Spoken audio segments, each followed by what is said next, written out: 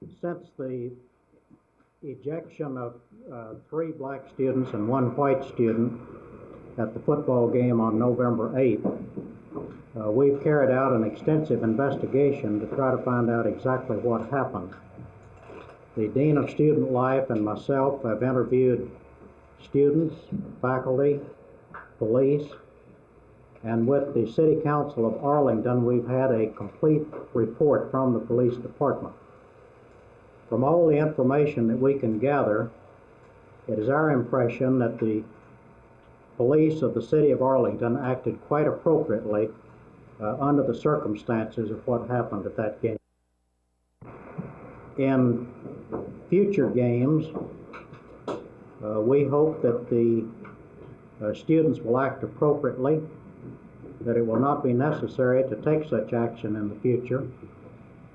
But if there is physical violence or abusive language or an incident such as happened, we will have to take appropriate action.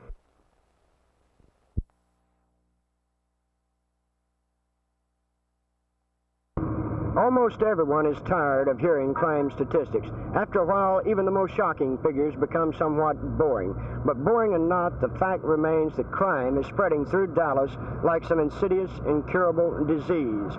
Last year, across the nation, crime rose by 17%. This year, in Dallas, the crime rate spiral is 80% over last year. This man is a Dallas policeman. There's not enough of him, he's underpaid, overworked, and lately has been virtually snowed beneath a mountain of paper fallout from a new record-keeping system he doesn't even like. He is constantly caught in the squeeze of interdepartmental politics. He feels the public doesn't like him, he feels his superiors do not understand him, or the problem he faces in trying to combat those soaring crime statistics.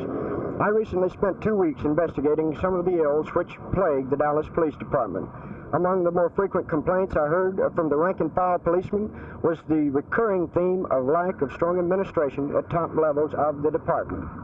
According to the man on the beat, over the years, this lack of strong administration has caused the department to factionalize, creating, in some cases, little political entities within the department. Often, there's little communication between these divisions. Sometimes there even arise political jealousies between them. It is all combined to drive a number of veteran officers from the force. Dan Talkington had been with the department 22 years. He was a sergeant. He was president of the Dallas Police Association, and recently he quit. Due to the unrest, the turmoil that was being created in the department, the civil service part of it seemed like it didn't have any meaning anymore. Some of this helped me to decide to leave the department. Recently, there have been rumors of a shakeup in the top echelons of the police department. Chief Charles Batchelor is in ill health and, in fact, has not been to his office since November 7. There are reports he will retire. If he does, Professor Sidney Miller, a criminologist at Southern Methodist University and a member of the President's Commission on Violence, has some definite ideas on a successor.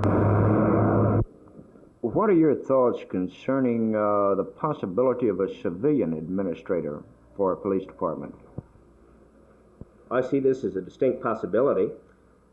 Whenever a police department or any other business or enterprise that is looking for a chief administrative officer is in need of that person, I think they should seek the best man for the job. The fact that something different must be done to stem this crime flow is reflected by this sobering fact. On this day, for every 10 cases reported to police, only 2 will be solved. That means 8 will remain unsolved. And even from this low point, the department is losing ground. This is Tommy Ayres reporting.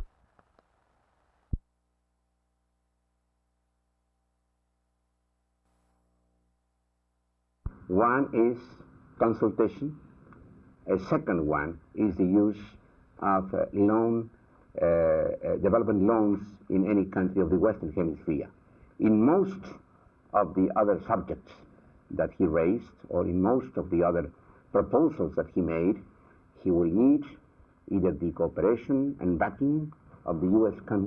Congress or the cooperation and backing of the other industrial nations. I hope that he will get both. Regarding Rockefeller's report, as I also said in my address this morning, we consider that in the areas of trade, financing, science, and technology contains very concrete, very useful, very realistic proposals. There's only one point in which I have said that I cannot agree. That's one recommendation having to do with the establishment of an inter-American security body. But that's because of the traditional policy of my country, that these questions should be dealt by each country with its own means. But apart from this political exception that I take on that proposal, I think that's a document that contains many useful, constructive ideas.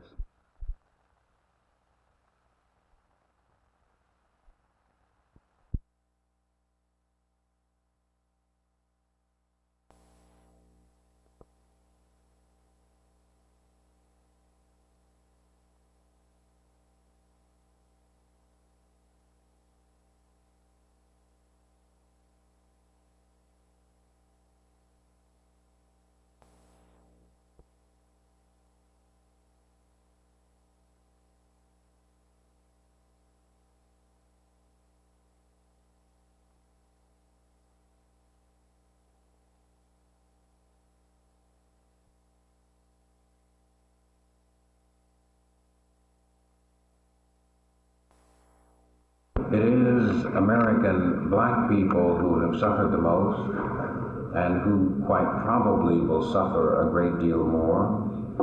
Everywhere you look, in every corner of the United States, there is concrete and irrefutable evidence that we are entering into a second period of gloom and despair, precisely like the period which followed the first Reconstruction era.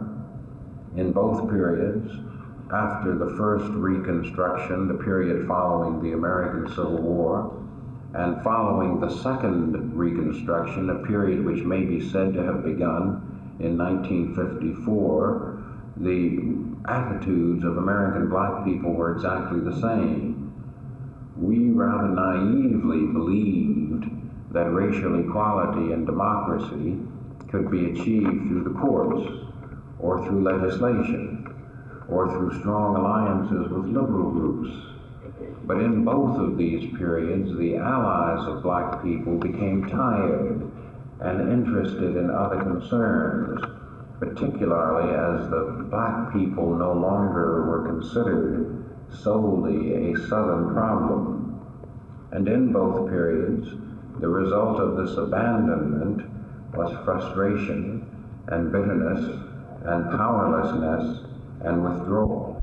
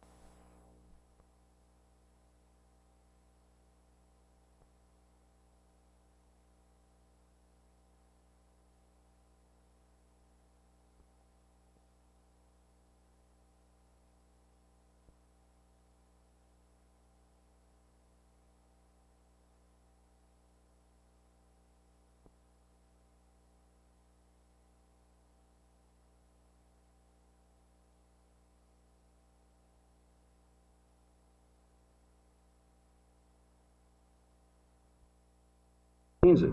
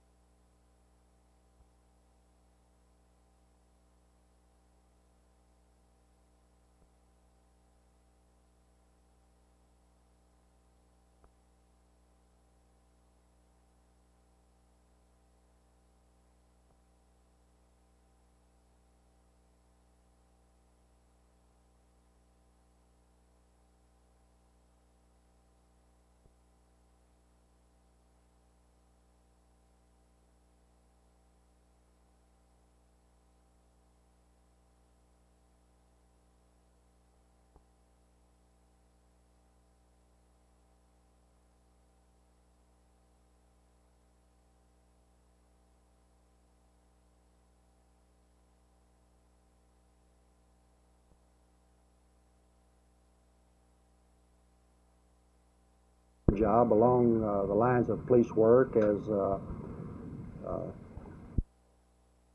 security in my present job.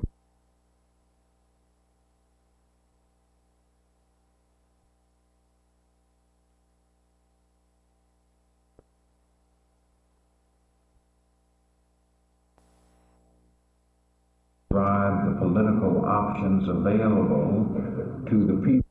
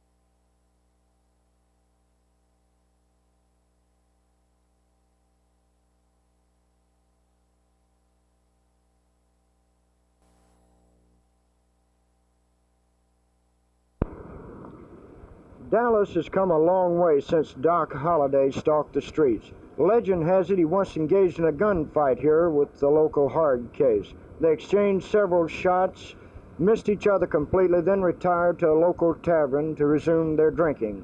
Dallas also has changed since Bonnie and Clyde rode into town back in the 30s and robbed the Newhoff plant. Somewhere along the way, Dallas became known as the cultural center of the Southwest, banking capital, industrial hub, insurance center. But of late, Dallas has also gained another distinction, a rather dubious one, that of crime center of the Southwest. As Dallas's skyscrapers have climbed toward the sky, crime has spread in an ever-increasing flood through the streets below. Through the first 10 months of this year, for example, major crime in Dallas increased by almost 80% over the same period a year ago. The population, meanwhile, increased by less than 3%. 2 years ago, when a crime was reported to police, there was a 4 in 10 chance it would be solved. Today, the odds are 2 in 10. That's 2 of every 10 cases reported solved. There are no more Doc Hollidays left in Dallas. Bonnie and Clyde have been dead for 35 years now. Today, Dallas's police department faces a new type of crime and a new type of criminal. And some critics of the department charge that Dallas police techniques and methods are not changing fast enough to keep up with the changing face of crime.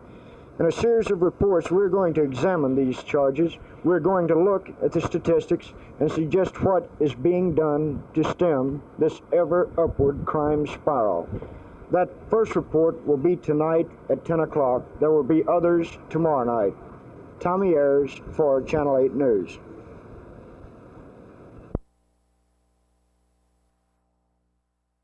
I'm sure, I'm convinced that the trend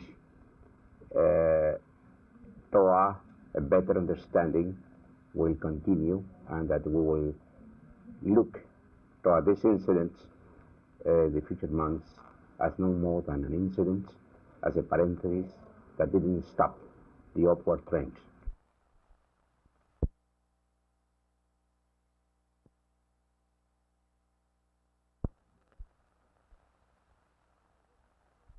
I don't think it will be fair to say that we have started our efforts because of Operation Intercept.